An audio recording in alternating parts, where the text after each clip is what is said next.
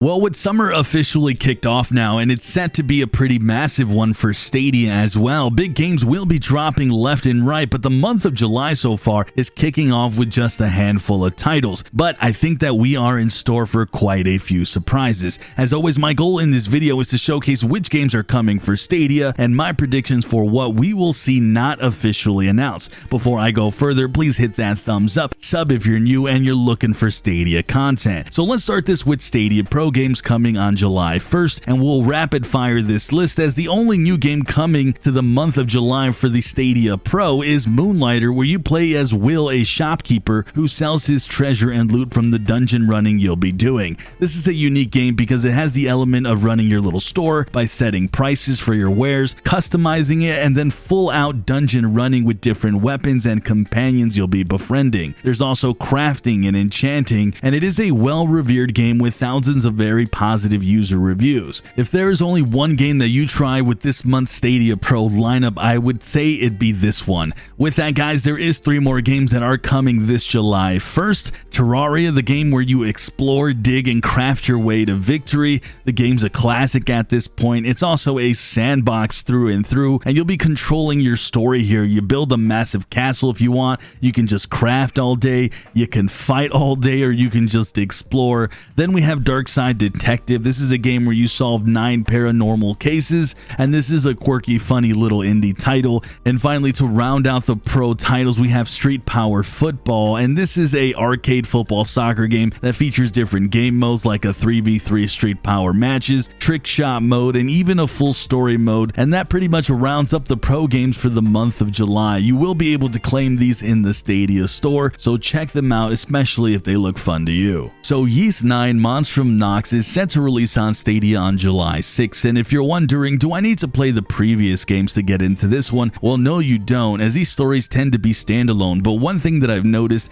is that this title is packing a punch in the gameplay department. The combat is action-based, and you'll be doing crazy moves and combos and really lighting up the screen. It's also going to have you exploring, and you'll be climbing and jumping and having a blast in that department. Story from all accounts looks engaging as well, so I am looking forward to this one, and I think finally this will be my first jump into the Yeast series, and no better game than Yeast 9 Monstrum Knox, coming again on July 6th. So Streets of Rage 4 is coming on July 15th, and for me on a personal level, guys, this is a big deal because I grew up with this classic beat 'em up from the 90s and spent countless hours just beating up bad guys, and that is what's happening here in Streets of Rage 4. It's a tribute to the classics. Of course, the game brings back that local couch co-op because really that's how this game was always experienced in many households, including mine. It's also featuring 12 unique stages, even a battle mode and boss rush mode, and finally the game comes with these awesome hand-drawn visuals. I know this game has been available on other platforms for a little bit, but I was really hoping it was coming to Stadia, and well,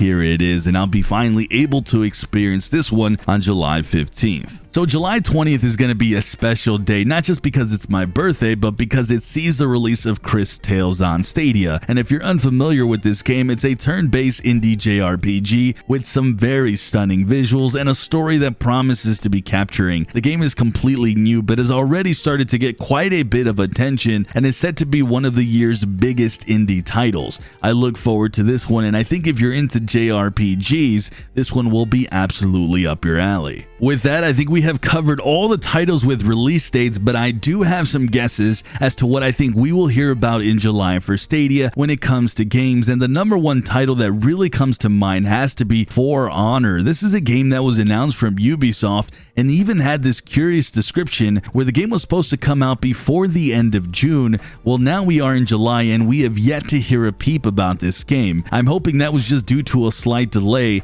and we will get to see this game launch on Stadia. Also, recently we came to find out that Ubisoft is launching a bevy of titles: Assassin's Creed Black Flag, Far Cry 4 and Far Cry Primal, Rayman Legends and Child of Light, and a couple more.